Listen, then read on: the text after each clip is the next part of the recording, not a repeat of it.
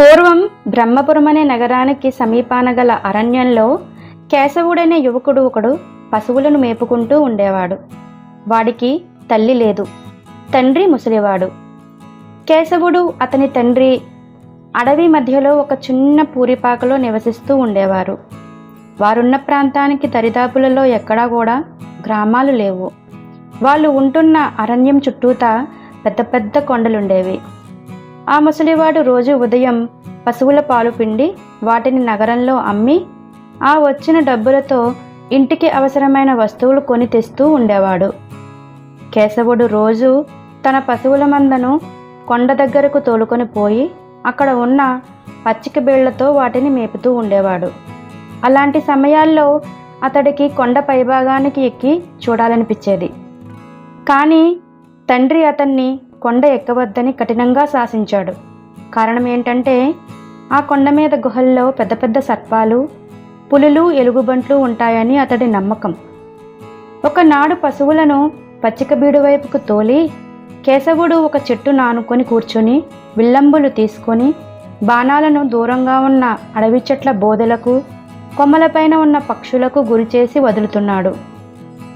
వాడా విధంగా విలువిద్యాభ్యాసంలో మైమరిచి ఉండగా కొండపాదంలోని రాతి బండల వైపు నుంచి ఒక వికృతమైన ధ్వని వినిపించింది.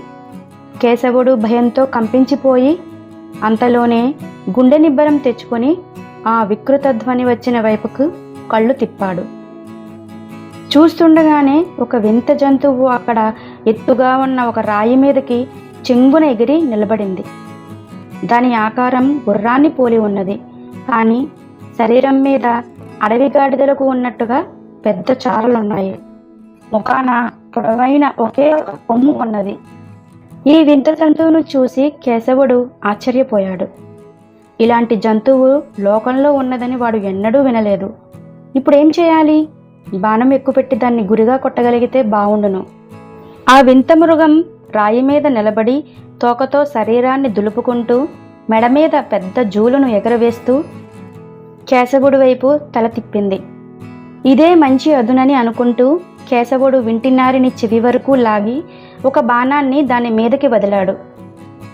బాణం జుమ్ అంటూ వచ్చి శరీరాన్ని తాకే లోపల ఆ వింత జంతువు రాయి మీద నుంచి ఎగిరి పక్కకు దూకేసింది.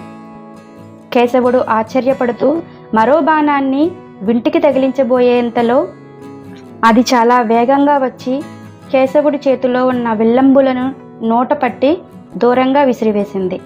తనకు ప్రాణాపాయం కలుగుతుందని కేశవుడు భావించాడు. ఆ క్షణంలోనే అతడికి ఎక్కడా లేని తెగింపు కలిగింది.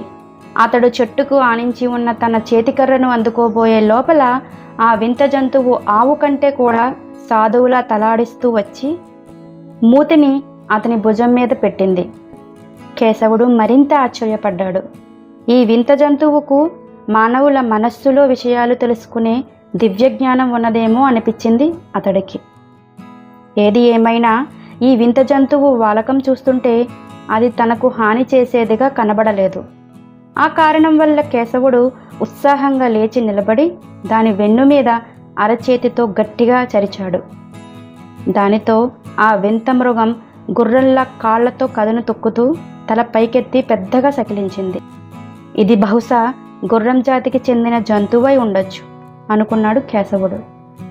ఆ అభిప్రాయం అతడికి కలగగానే దాని మీద స్వారీ చేయాలన్న కోరిక కలిగింది. ఆ వెంటనే అతడు ఎగిరి దాని వీపు మీద కూర్చున్నాడు. వింత జంతువు ఈసారి మరింత పెద్దగా సకిలించి చిన్న చిన్న అడుగులు వేస్తూ కొండకేసి బయలుదేరింది. కళ్ళెం లేకుండానే దీని మీద స్వారీ చేయవచ్చు అనుకున్నాడు కేశవుడు. కొండను సమీపిస్తున్న కొద్దీ దాని వేగం క్రమంగా హెచ్చసాగింది. కేశవుడు కింద పడబోయేవాడల్లా దాని జూలు పట్టుకుని ముందుకు వంగాడు. అదే సమయంలో అది బంతిలా ఎగిరి ఒక బండరాయి మీదకెక్కింది. కేశవుడు భయపడిపోయాడు. ఓహో, ఇది నన్ను కొండ మీదకి తీసుకుపోవాలని చూస్తున్నది. అక్కడి గుహల్లో పులులు, ఎలుగుబంట్లు ప్రమాదం అనుకుంటూ అతడు దాని మీద నుంచి కిందికి దూకేశాడు. కేశవుడు కిందికి దూకగానే వింత జంతువు కూడా రాతి మీద నుంచి కిందికి దూకి అతడి చుట్టూ కదను తొక్కుతూ గిర్రును తిరగసాగింది. కేశవుడికి ఏమి చేయాలో తెలియలేదు. వాడు కాళ్ళు ఈడ్చుకుంటూ మామూలుగా కూర్చునే చెట్టు వద్దకు వెళ్ళాడు. వింత జంతువు కూడా అతడికి వెనుకగా అక్కడికి చేరింది. కేశవుడు ఆలోచనలో పడ్డాడు. ప్రపంచం మాట ఏమో కానీ తాను ఉంటున్న రాజ్యంలో మటుకు ఇలాంటి జంతువు ఉన్నట్టు తను ఎన్నడూ వినలేదు. అది కొండ మీద నుంచి తను ఉన్న చోటుకి వచ్చింది. తను స్వారీ చేయాలని ప్రయత్నిస్తే తనను కొండ మీదకి తీసుకుపోవాలని ప్రయత్నించింది. అంటే దాని నివాస స్థానం కొండ మీద ఎక్కడో ఉండి ఉంటుంది. దీనిని పట్టుకుపోయి బ్రహ్మపురంలో అమ్మితే తనకు చాలా ధనం రావచ్చు. కేశవుడు ఇలాంటి ఆలోచనల్లో తలమునకలై ఉండగా వింత జంతువు వాడి పశువుల మందలోకి వెళ్ళి వాటితో పాటు పచ్చిగడ్డి మేయసాగింది. మొదట్లో దాన్ని చూసి బెదిరిన ఆవులు క్రమంగా భయం పోయి వాటితో పాటు కలిసి తిరగసాగాయి. ఆ సాయంత్రం వరకు తన ఆవుల మందలో ఉండి సూర్యాస్తమయం సమయంలో ఆ వింత జంతువు తిరిగి కొండ మీదకి వెళ్ళిపోతుందనుకున్నాడు కేశవుడు. కానీ అలా జరగలేదు. చీకటి పడుతూ ఉండగా వాడు మందను ఇంటికి మళ్లించి వచ్చేటప్పుడు అది కూడా వాటితో పాటు వాడి పూరిపాక దగ్గరికి వచ్చింది. కేశవుడు పశువులన్నిటినీ ఒక చోటికి చేర్చి వాటి చుట్టూ తాడు వేసి పాకలోకి వెళ్ళిపోయాడు. ఈ వింత జంతువు సంగతి తన తండ్రితో చెప్పాలా మానాలా అని ఆలోచిస్తూనే వాడు ఆ రాత్రి భోజనం చేసి నిద్రపోయాడు.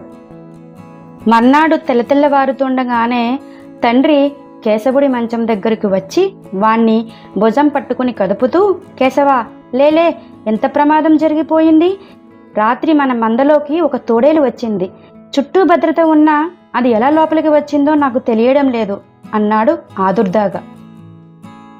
కేశవుడు ఉలిక్కిపడి లేచి కూర్చున్నాడు. వాడికి వెంటనే ముందు రోజు ఆవుల మంద దగ్గరకు వచ్చిన వింత జంతువు గుర్తొచ్చింది. తండ్రి దాన్ని చూసి తోడేలనుకుంటున్నాడా? అతడికి ముసలితనం వల్ల బాగా చూపు ఆనకపోయినా గుర్రమంత ఎత్తున్న ఈ వింత జంతువును చూసి తోడేలని ఎలా అనుకోగలడు?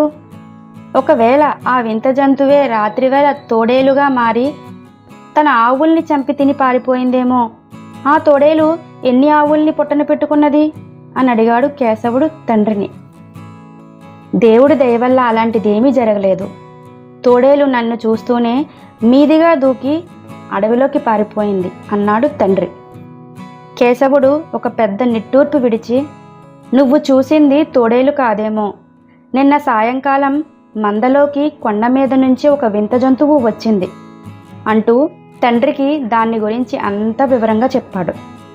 అంతా విని తండ్రి ఆశ్చర్యపడుతూ, నువ్వు చెప్పిన వింత జంతువేది నాకు మందలో కనిపించలేదే. కొండ మీద నుంచి వచ్చిందంటున్నావు, జాగ్రత్త. అది జంతు రూపంలో ఉన్న ఏ మాయావి రాక్షసైనా కావచ్చు అన్నాడు. తండ్రి మాటలకు కేశవుడు బిగ్గరగా నవ్వుతూ, రాక్షసైతే నన్ను పట్టుకుపోయేందుకు ఆ రూపంలోనే రావచ్చుగా. ఈ వింత రూపం ఎందుకు ధరించాలి? నువ్వు చూసింది నిజంగానే తోడేలు, సందేహం లేదు. మంద వెంట మన ఇంటికి వచ్చిన వింత జంతువు రాత్రికి రాత్రే అడవిలోకి వెళ్ళిపోయి ఉంటుంది అన్నాడు. కేశవుడు ఆదరాబాదరా ముఖం కడుక్కుని స్నానం చేసి చద్దన్నం తిని మందను కొండదరి పచ్చిక బీడులోకి తోలుకుపోయేందుకు పాకలోంచి బయటకు వచ్చాడు. ఆవుల్లో కొన్ని నెమరు వేస్తూ పడుకొని ఉన్నాయి, కొన్ని అంబా అని అరుస్తూ గంతులు వేస్తున్నాయి. కానీ ఎక్కడా వింత జంతువు జాడలేదు. కేశవుడు ఆవుల మందను కొండదరికి తోలుకొని పోయి తను మామూలుగా కూర్చునే చెట్టు కింద కూర్చుని బాణాలు ఎక్కుపెట్టి కొండ మీదకి జూమ్ జూమ్ అని ప్రతిధ్వనించేలా వదులుతున్నాడు. హఠాత్తుగా అతడి వెనుక వింత జంతువు వికృతంగా సకిలించిన శబ్దం వినిపించింది. కేశవుడు తులిక్కిపడి వెనక్కి తిరిగి చూశాడు. వింత జంతువు వెనుక కాళ్ళ మీద లేచి నిలబడి మరింత పెద్దగా సకిలించి అతడి ముందుకు వచ్చి నిలబడింది. మళ్ళీ వచ్చావా? నీ మాటే మర్చిపోయాను సుమా అన్నాడు కేశవుడు. మనిషితో మాట్లాడుతున్న ధోరణిలో వింత జంతువు తలాడించింది. కేశవుడి ఆశ్చర్యానికి అంతులేదు. అంతలోనే అతడికి తండ్రి మాటలు గుర్తుకొచ్చాయి.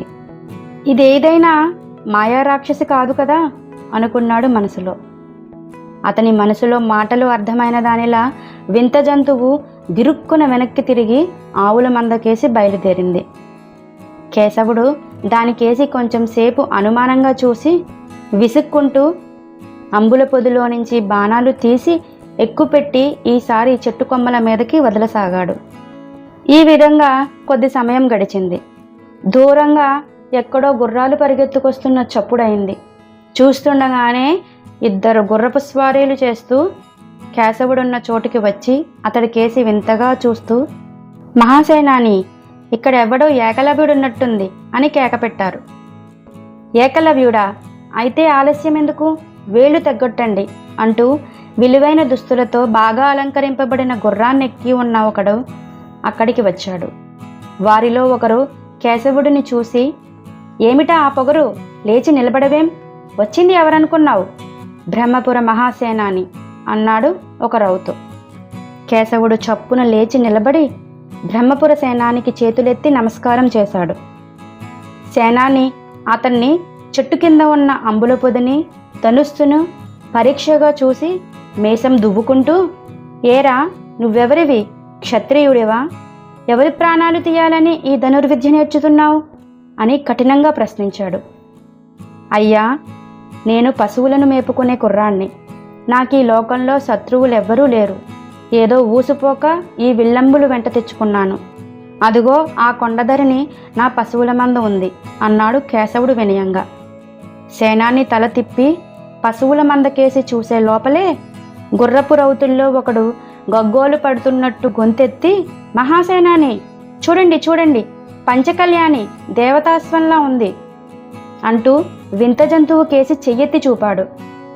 సేనాని ఆశ్చర్యపడుతూ ఆ వింత జంతువు కేసి ఒక క్షణకాలం చూసి, అది పంచకళ్యాణి కాదు, దేవతాశ్వము కాదు, అడవి గాడిదలా ఉన్నది.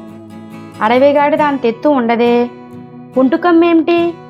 ఇలాంటి జంతువు ఉంటుందని విననైనా వినలేదే. ఇటు మళ్లించుకురండి అని భటులను ఆజ్ఞాపించాడు. ఆ తర్వాత ఏం జరిగింది? ఆ వింత జంతువు పంచకళ్యాణినా లేక దేవతాశ్వమా అనేది తెలుసుకోవాలి అనుకుంటే నెక్స్ట్ వీడియోలో చూడండి.